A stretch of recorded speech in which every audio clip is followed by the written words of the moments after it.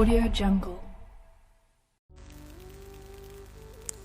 Sehingga sekalian yang saya muliakan, adik-adik semuanya, maka minta rizki zahir yang halalan thayyiban mubarakan, minta rizki batin pada Allah Subhanahu wa ta'ala. Semua yang kita perlukan, kasih sayang, cinta dan lain sebagainya, kita minta pada Allah Subhanahu wa ta'ala. Khair, lutuf, afiyah, itu adalah rizki-rizki batin yang harus senantiasa kita mintakan kepada Allah. Adanya sehingga sekalian yang saya muliakan, rizki iman, rizki sifat-sifat baik dalam hati, rizki diberi qanaah, diberi syukur, diberi tawadhu, diberi sabar. Itu rizki-rizki batin yang gak bisa kamu beli pakai duit.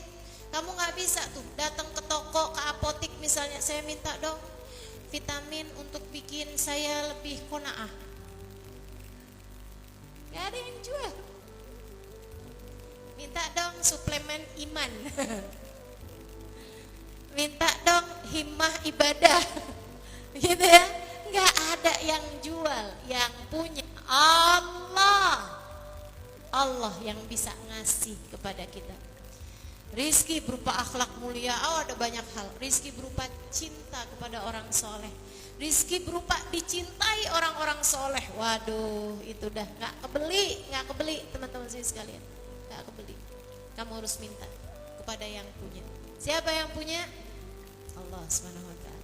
Yasin kedua niatin seperti itu. Kemudian yang terakhir kamu baca Yasin yang ketiga dengan niat semoga kamu dikaruniai husnul khotimah, kematian yang baik. Di saat meninggal dunia, kamu meninggal dunia dalam keadaan baik. Kematian yang paling ringan, kematian yang paling nikmat, teman-teman saudara sekalian. Masya Allah, Masya Allah. Dan itu tuh ya, kalau dibilang mahal, enggak mahal juga, bisa gitu kita raih. Kalau dibilang murah, enggak murah juga, sebab enggak semua orang dikasih.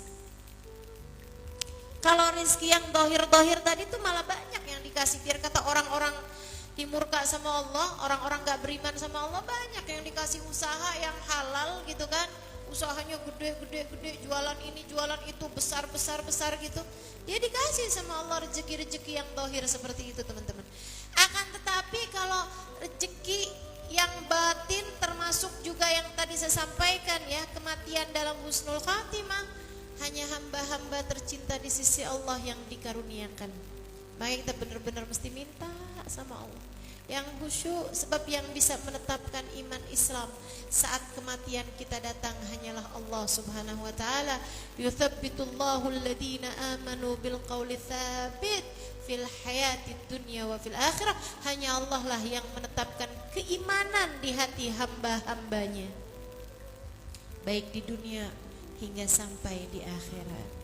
Ini adik-adik kita mesti benar-benar minta sama Allah Subhanahu wa taala, ya Allah, ya Allah biha, ya Allah biha, ya Allah bihusnil khatimah, ya Allah biha, ya Allah biha, ya Allah bihusnil khatimah.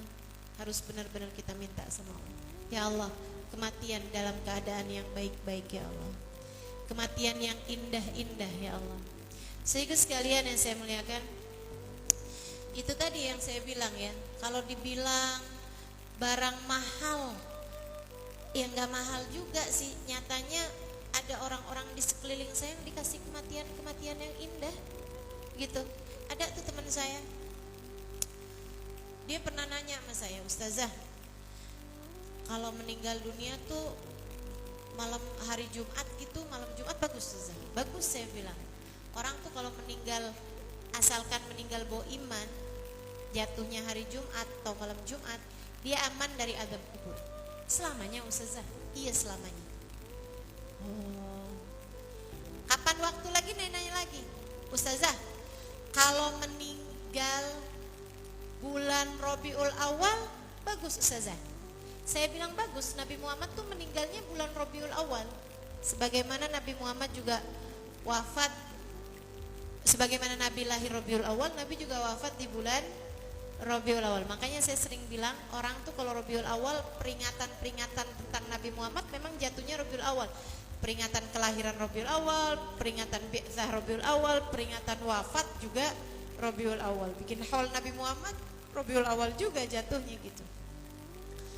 Terus dia bilang, kapan lagi, nanya lagi. Dia bilang, Ustazah, waktu paling bagus tuh kapan sih? Saya bilang, sepertiga malam terakhir itu adalah waktu yang terbaik. Buat meninggal juga Ustazah? Iya, buat meninggal juga itu juga memang waktu yang terbaik, karena waktu turunnya rahmatnya Allah Subhanahu wa taala. Kapan waktu? Dia meninggal dunia malam Jumat bulan Rabiul Awal sesaat menjelang subuh. Teman saya biasa sama dia, biasa jalan bareng dia gitu. Meninggal kayak gitu. Biasa-biasa aja orangnya. Ya itu dia yang saya bilang gitu. Karena memang husnul khotimah itu sesuatu karunia dari Allah Subhanahu wa taala. Allah kasih kalau kamu minta. Kalau kamu nggak minta belum tentu dikasih. Kan gitu. Sebab kita memang akan diberi sesuai dengan apa yang kita minta gitu. Sehingga sekalian saya muliakan, nih 3 bulan yang lalu umi saya meninggal. 3 bulan 10 hari. Baru habis 100 harian saya beberapa hari yang lalu. Saya ketika melihat umi saya meninggal, saya tahu bahwa ternyata husnul khotimah adalah sesuatu yang dekat sebenarnya, asalkan kita berkehidupan dengan kehidupan yang baik. Sehingga sekalian saya muliakan, 5 hari sebelum itu saya ada bahas mengenai kematian di majelis di Indramayu bersama dengan umi saya gitu. Umi saya hari itu masih sehat, bahkan beliau yang baca doa maulid di majelis besar di dekat rumah kami di Indramayu sana. Waktu itu turun hujan, sehingga saya akhirnya kemudian bilang, kalau hujan begini nih waktu kita berdoa, ibu-ibu mari kita berdoa. Kita minta kepada Allah rahmatnya Allah mengiringi langkah perjalanan kita di saat ajal nanti menjemput kita. Kita doa, ya Allah rahmati saya kalau kematian datang menjemput saya, ya Allah rahmati kita ya Allah saat kematian menjemput kita ya Allah. Jangan kasih haus. Saya sebelumnya itu bercerita bahwa yang paling diperlukan manusia di saat hidup di dunia, di saat mati juga adalah rahmatnya Allah. Saya cerita bahwa di saat ajal datang menjemput, itu orang dikasih haus. Kalau sakaratul maut tuh adik-adik, itu dikasih haus yang membuat orang tuh kalau meninggal dunia rata-rata mulutnya terbuka, mulutnya nganga. Hampir semua orang meninggal dunia mulutnya terbuka. Kenapa? Haus. Itu guru kami Sayyidil Habib Umar bin Hafid mengatakan, hausnya kalau dikasih minum 1 galon gak hilang. Kenapa? Karena hausnya bukan dari air, tapi haus dari rahmatnya Allah. Saya di kajian itu tuh doa, saya bilang, ya Allah jangan kasih haus kami di saat ajal datang menjemput kami. Jangan kasih susah, jangan kasih sakit ya Allah, kami gak tahan terhadap semua itu. Saya doa umi saya nangis doa terus. 5 hari kemudian umi saya meninggal dunia. Teman-teman saya sekalian, adik-adik semuanya, umi saya waktu meninggal dunia itu, adik saya yang saat itu berada bersama dengan umi, saya bilang, maaf saya gak tahu kalau umi mau meninggal. Saya malah panggil suster karena saya nggak tahu kalau itu umi mau meninggal. Dia bilang karena umi mau meninggal itu nggak kenapa-napa. Maksudnya umi saya tuh nggak kelihatan kesakitan, nggak kelihatan kehausan. Dia bilang sama saya, Kak Ima waktu itu bilangnya katanya orang kalau mau meninggal kehausan. Umi nggak kehausan Kak, umi bahkan nggak buka mulut, umi bahkan nggak minta air. Dia bilang umi nggak minta itu semuanya. Saya sampai kayak merasa kecolongan gitu. Dia bilang, umi saya itu enggak kenapa-napa, enggak kehausan, enggak kesakitan, enggak kehausan, enggak kenapa-napa. Beliau hanya sekilas menggigit bibirnya, kemudian berkata, ya Rasulullah, ya Rasulullah, ya Rasulullah. Menghembuskan nafasnya yang terakhir dengan diiringi senyuman sesudah berulang-ulang kali memanggil ya Rasulullah. kayak punya cinta gitu. Dan memang Umi subhanallah cintanya sama Nabi Muhammad luar biasa. Hiburan buat Umi tuh baca maulid. Hiburan buat Umi kalau di rumah tuh buka channel YouTube saya buat dengerin saya bercerita tentang Nabi Muhammad gitu.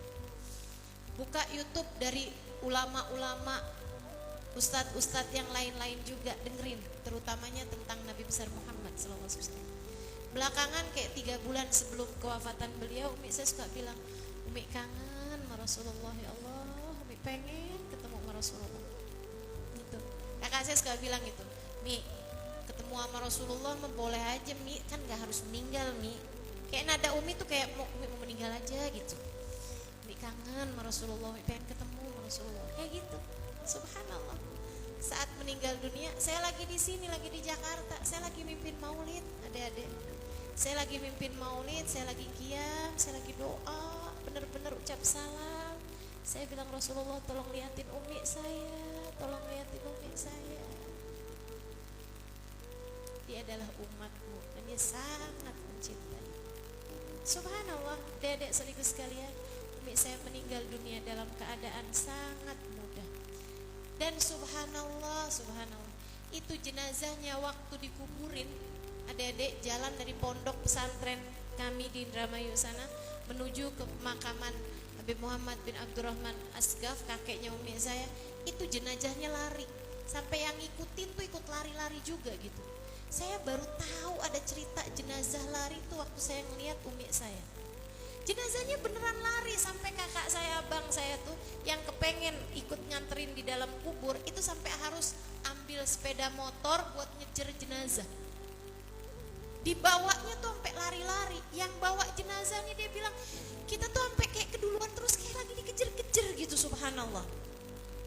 Kayak enggak sabar lagi untuk berjumpa dengan kekasih hatinya. Masya Allah. Jadi adik-adik saudaraku sekalian, kematian yang indah itu ternyata memang beneran ada. Kematian yang indah itu ada. Dan itu dekat dengan kehidupan kita. Sekurangnya dekat dengan kehidupan saya. Dan bukankah saya dekat dengan kehidupanmu? Maka kematian-kematian yang indah sangat dekat dengan kehidupan kita. Dan kita pun bisa menjadi salah satu dari yang meraihnya jika kita sungguh-sungguh meminta kepada Allah Subhanahu wa ta'ala.